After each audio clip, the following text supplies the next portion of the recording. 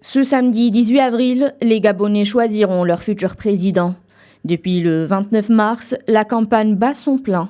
8 candidats cherchent à incarner l'alternance après 55 ans de règne Bongo. Sur les 23 dossiers de candidature déposés, seuls 8 ont franchi l'étape de validation, dont 4 après réexamen.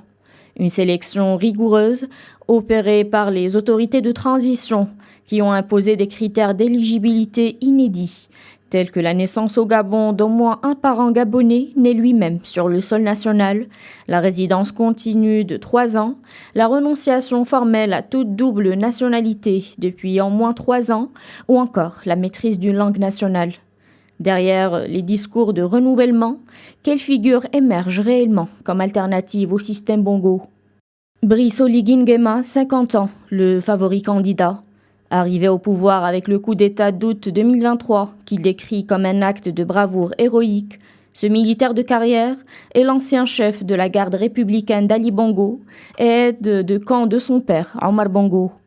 Lors de son investiture comme président de la transition, il avait promis de rendre le pouvoir aux civils après 2 ans. Mais il s'est porté candidat après avoir porté une nouvelle constitution autorisant les militaires à se présenter.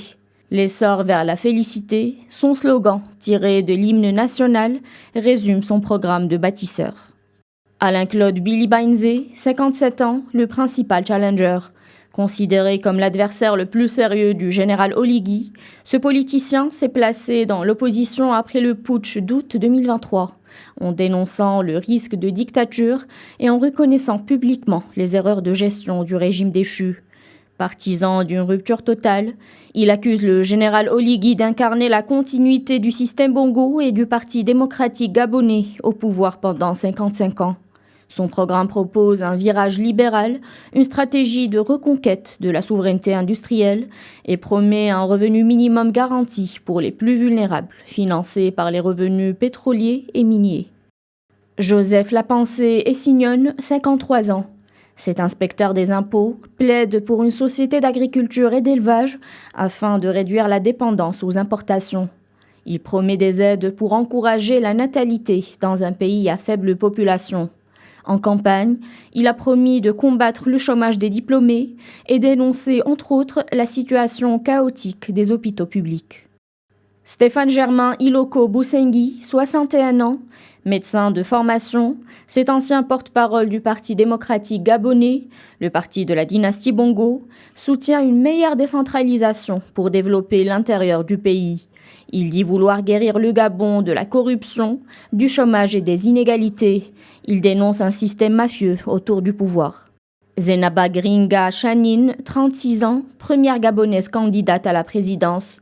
Cet entrepreneur qui a vécu en France n'a jamais milité au sein d'un parti et s'est lancée en politique avec une déclaration de candidature sur Facebook. Elle milite pour le développement de l'emploi, avec notamment des centres de formation gratuits pour les jeunes. Elle dit vouloir réduire les dépenses publiques en coupant le budget du Sénat ou en supprimant certains ministères. Alain Simplice Bongo RS, 57 ans. Totalement inconnu du grand public, ce fonctionnaire qui travaille comme secrétaire général au ministère de l'Industrie veut créer un fonds souverain du pardon national. Son but, apaiser les frustrations des Gabonais, indemniser les plus démunis ainsi que les descendants des martyrs, des exilés et prisonniers politiques injustement lésés dans le partage des revenus des ressources naturelles ces dernières décennies. Axel Stoffen Ibinga, 44 ans. Avec son slogan « La République au travail », celui qui se dépeint en « self-made man » avait déjà été candidat à la présidentielle de 2023. Il appelle à refuser l'héritage de décennies de mauvaise gestion et à moraliser la vie publique. Pour lui, l'antidote aux problèmes du pays, à commencer par le chômage, passe par le soutien aux entreprises. Il souhaite créer autant d'entreprises qu'existent de partis et associations politiques. Et enfin, Thierry Yvonne Michel Ngoma, l'anti-France-Afrique. Déjà candidat à la présidentielle de 2023, il se pose comme un défenseur de la souveraineté du Gabon et milite pour la fin de la France-Afrique. Il propose notamment des accords entre le Gabon et la France.